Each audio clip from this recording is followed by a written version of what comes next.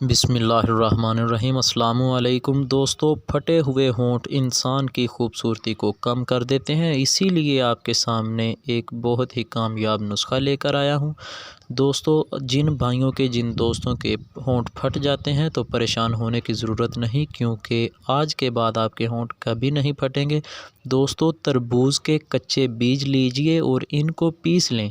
پیسنے کے بعد ان میں ہلکا سا پانی ڈال کر ان کا ایک لیپ سا بنا لیں۔ رات کو سوتے وقت جب آپ نے سونا ہے، انہیں ہونٹوں پر ہلکا سا لگا دیں، جیسا کہ چپسٹک یا لپسٹک لگائی جاتی ہے۔ انہیں ہلکا سا اپنی انگلی کی مدد سے ہونٹوں پر لگا لیں اس لیپ کو، تو صبح اٹھ کر نیم گرم پانی سے، ہلکا پھلکا پانی گرم ہونا چاہیے، اس سے اپنا منہ دھو لیں اور آپ دیکھیں گے انشاءاللہ 2-3 دن کے اندر اگر ہونٹ پھٹے ہوئے ہیں تو وہ بالکل ٹھیک ہو جائیں گے۔